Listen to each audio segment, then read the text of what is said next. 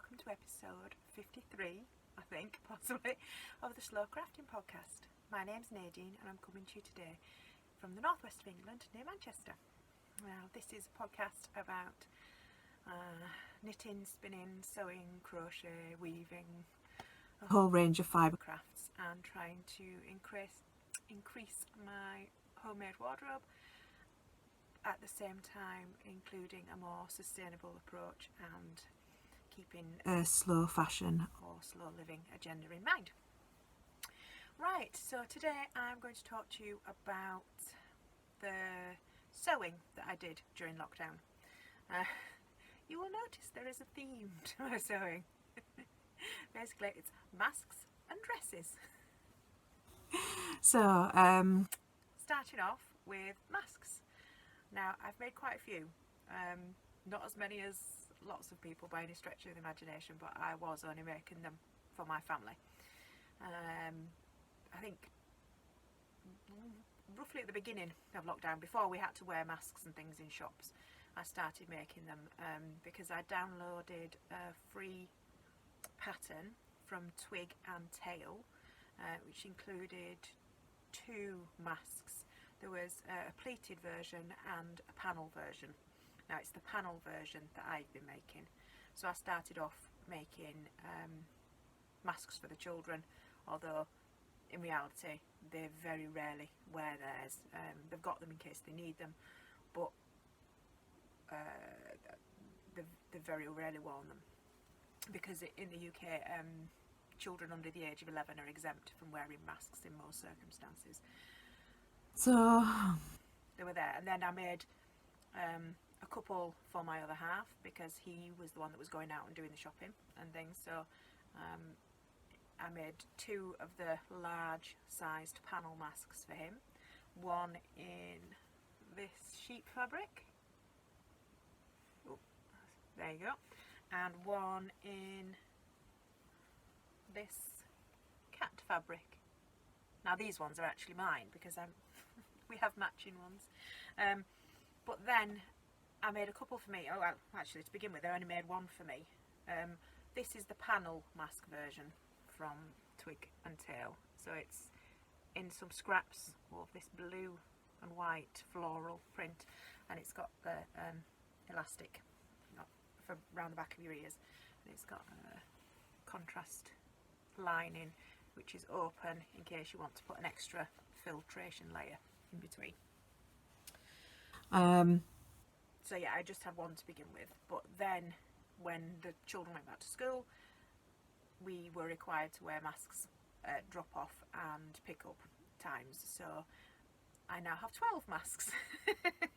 So I've got a clean one for morning and a clean one for evening, and then 2 spare for a weekend in case we go anywhere or do anything at the weekend. So I will include a picture here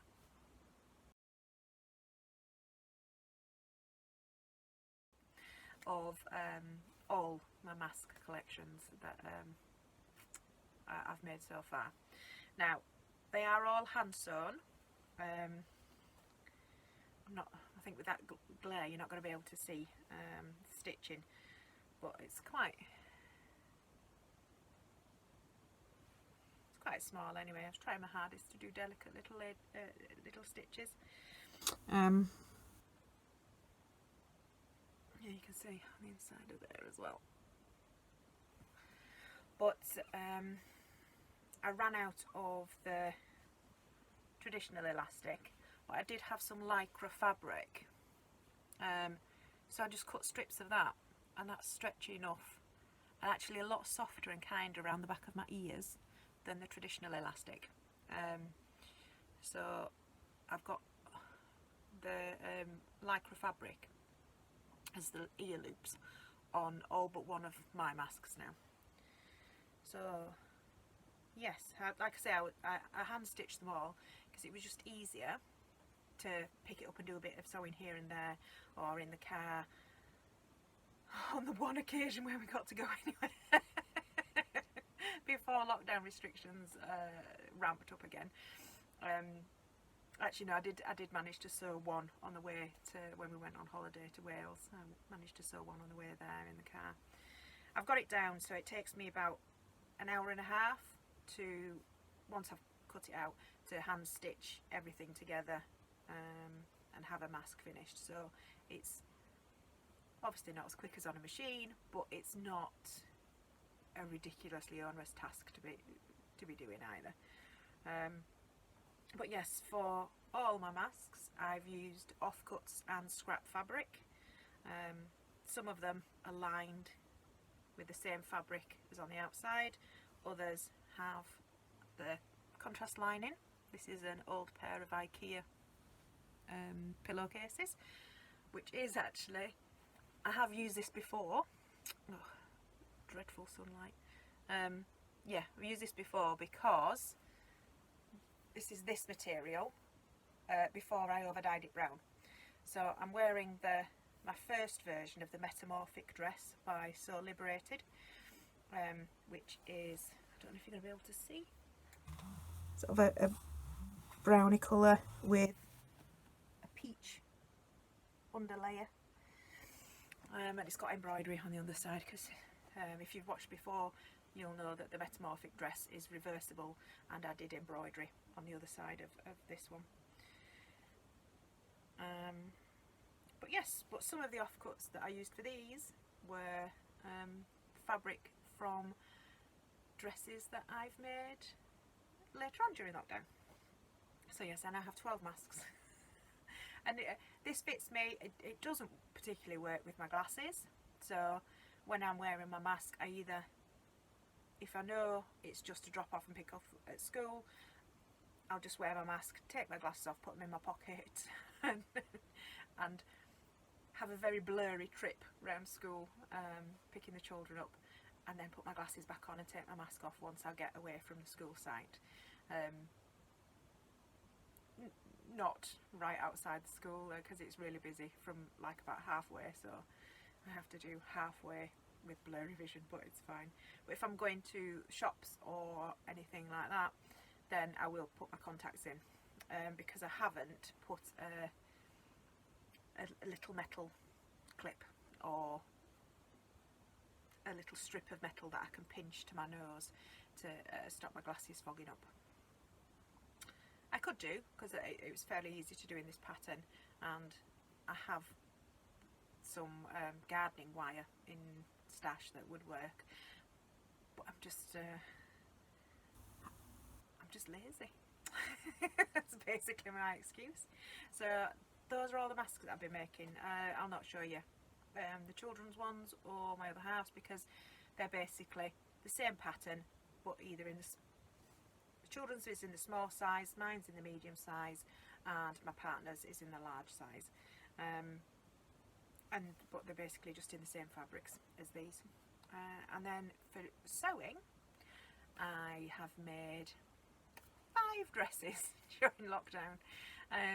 The first one I started during Easter, and it's another So Liberated pattern. It's the Hinterland dress,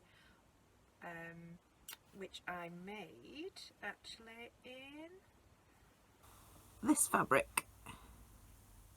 So this was an old duvet that I bought from a charity shop possibly 2 years ago, with the intention of making it into a dress at some point. But it sat in stash for ages, and then I decided I was going to hand stitch a Hinterland dress. Now I'll include a picture here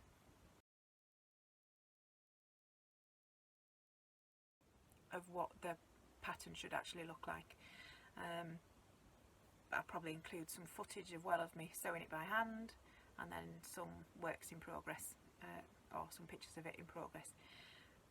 Now I did a sleeveless version. I used the pattern for the sleeved version, but when it came to putting the sleeves on, my bingo wings were not happy with the fit. And I could have pieced it and put another bit to make it wide, to make the sleeve wide enough, for my generously proportioned arms. However, I just couldn't be bothered, and as I quite like wearing tight-fitting cardigans, sleeved dresses don't always work because they don't fit nicely underneath cardigans, particularly if they're like 3/4 length sleeves or anything, which these would have been. So I just made it sleeveless, and I sewed on some wooden buttons that I had in stash, so even the buttonholes are hand stitched. They're not the tidiest. I'll probably need quite a bit more practice, but they're functional and look pretty respectable, I think. And yeah, I really like the fit of it. I did grade it slightly, so it's I think it's a size 12 at the shoulder, going to a size 16 around the bosom, and then a size 14 for the skirt section. So I only did the so I did the closed skirt, but the placket on the top, on the bodice section, but I did the full placket. I didn't do a fake placket, so it is fully functional and you can unbutton it should you so wish. Not that I need to get it on and off, I don't think, but it's a really, it fits me really nice. The pockets are side seam pockets, and I love a pocket. They're pretty generous, you can get a decent amount in there, and they're at a good height as well. Not something I always manage with my other dresses. So I must have been paying more attention when I put the pockets into my hinterland dress. So that's one, and I'll include some pictures of me wearing it.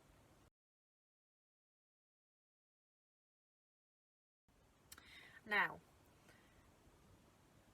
during lockdown, because I was doing exercising with Joe Wicks every day, PE with Joe, I spent most of my time either in leggings and a vest or joggers and a t-shirt.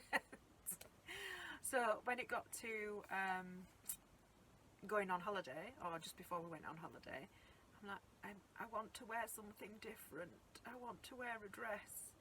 But having put on rather a lot of weight during lockdown, I didn't have any that fitted me, that I liked. Oh, I don't know what's happening with the weather. Sorry, it keeps glaring out and washing me out. Hopefully it's not making the sound go funny at the same time. Why it would, I don't know, because it's the sunshine, but I know my phone that I'm recording on does have a tendency to do this with the sound all of its own anyway. It needs no encouragement. But anyway, yeah, so I decided I would make some more comfortable dresses that I could wear as sort of casual dresses, but also with the different accessories worked as quite smart dresses, and had pockets, always pockets. So I made 3 metamorphic dresses from Sew Liberated. So like the one I'm wearing today, but 3 different ones. Now, the fabrics that I used were all recycled bed sheets, some from charity shops, and one of them was actually the bed sheet of our bed, because just before I started making them, I noticed that the bed sheet that we normally have, or one of the bed sheets that we normally have on the bed, had got a rip in it, round about foot height where we must rub our feet. So I went, right, I'm washing that, I'm having that, and I'm making a dress out of it. Much to my other half's disgust and dismay. But actually it's one of my favourites. So yes, the first, I've not got the dresses to show you because they're upstairs, but the first metamorphic dress that I made was my blue and brownie coloured one. So I did side seam pockets in both layers, because this version has got side seam pockets in one layer and then patch pockets on the other layer, but I did side seam in both because I find those more useful than patch pockets, and they put less strain on the fabric of the dress itself. So one layer is this royal blue colour, just standard, plain, no printing, no embroidery. I had to piece it, the bodice, so there is a bit of embroidery down the front seam where I had to piece it, but I will show you a picture of that dress in a minute, because I've got pictures of me wearing it. I don't know how clear the fabrics are on it though. And then the second layer is sort of the longer layer. This is for the layer with the short cut out bit, and this is the one that you see peeking out underneath, and then when you reverse it, it's just all this colour. So this is more of the duvet cover, so from this fabric. So on one side of the duvet cover we had this fabric, and on the other side of the duvet cover we had this fabric. So I had they worked as one dress, and I'll put a picture on here now of me wearing that.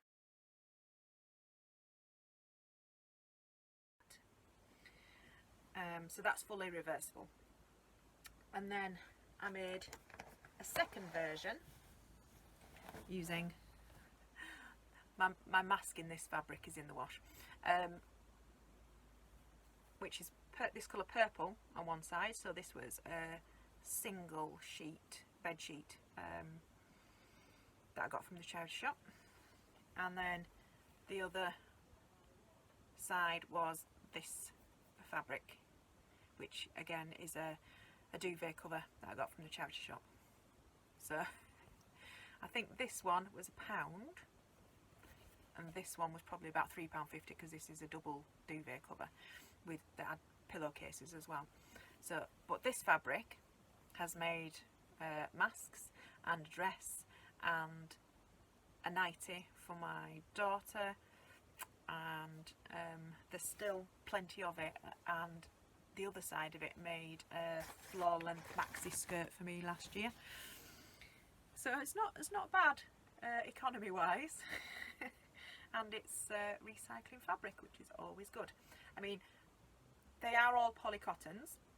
That is the downside. They're not purely natural fibres, but as it's recycling fabric that is already in production, I have less of a problem with that. So I will add in a picture here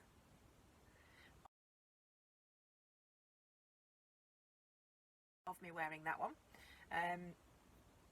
That one, the pockets I didn't judge correctly when I put them in, so they're a bit low on both layers for that one actually, which is a little bit annoying, but not the end of the world.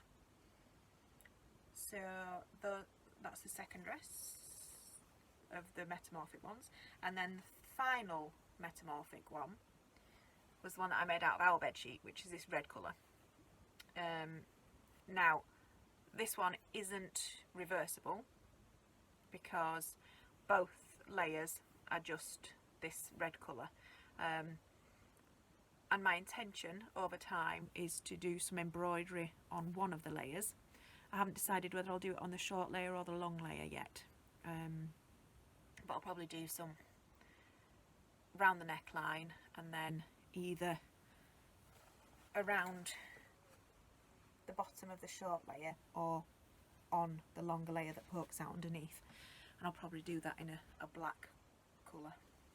But at the moment it's just a plain red, and it's comfy.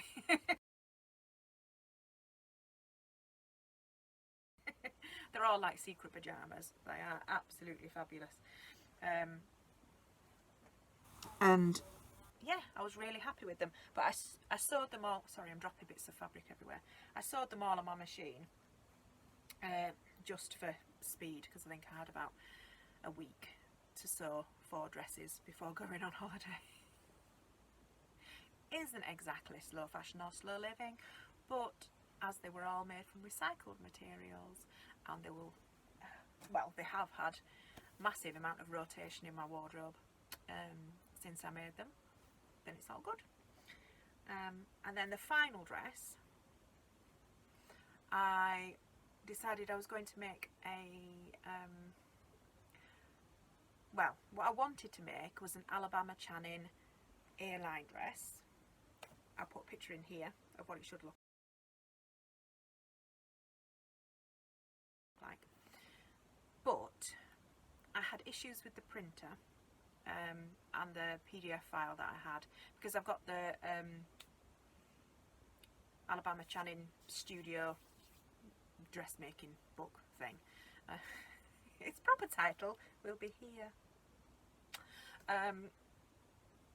But for some reason I couldn't work out how to get the printer to communicate properly with the CD that has the patterns on, so it wasn't letting me print it off at the right size and everything else. So I improvised. I used the bodice pattern for the metamorphic dress and made folds and adjustments to it to get the rough shape of the top half of the A-line dress. And then I used the skirt section for the metamorphic dress, and again folded that and made adjustments sort of to carry on the line to make it an A-line shape, for turning that into basically a rough sloper that fitted approximately the dimensions of the pattern for the A-line dress. So it's not exact, but it's using that as my inspiration and as a theme. And I made that out of this fabric. So this is terribly man-made. It's a stretchy, glittery, sweaty, lovely fabric, but I wanted a comfy sort of jersey, sort of stretch knit type dress that was slightly more fitted around my bust than the metamorphic dresses, and was comfy but could be dressed up because it's a little bit glitzy. Now this fabric I had left over from making a dress for myself. It was a very 1970s maxi dress with balloon sleeves and a plunging v-neck, and I might even have had a slight train on the back of it actually, that I made when I was at university the second time round doing my masters, and I wore it for a ball, might have been a leavers ball or something, but I had enough left over to make this dress nearly 20 years later.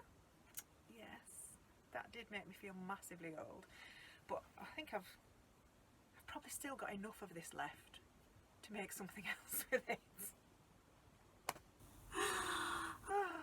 But anyway, that dress I hand stitched using techniques suggested by Natalie Channing from Alabama Channing, and so basically it was a running stitch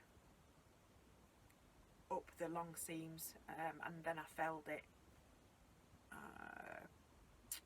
on the inside, so it's a inside felled seam, and I did that because basically it's 4 sections and that's it. So I did a slightly shallower v-neck at the front than it is at the back, but technically you can just turn it round and wear it back to front if you wanted a deeper v-neck at the front, but my children tell me off if I do that unless I put a vest on underneath. I don't know why, they just don't approve. And I put some side seam pockets in that as well, and I put those at the right height. So I should have a picture of that to go here.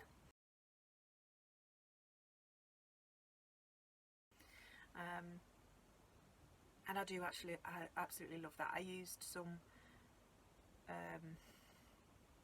now I can't remember if I used top stitching thread or button thread, but it was a heavyweight thread, and one that I had in stock because I couldn't go out and be buying extra threads and things then during lockdown. Could have bought it on the internet, but as I only needed like one bobbin of thread, I thought that was a bit extravagant, doing an online purchase for just one thread bobbin. And Alabama Channing, Natalie Channing does suggest using the button thread anyway for sewing up her pieces. So that worked out well. It's quite plain. I didn't do any extra embellishment on it, but it worked out nicely and it's comfy and I like it. And talk to you next time about knitting, hand knitting, what I've been knitting. Alright then, take care and I'll speak to you soon. Bye bye.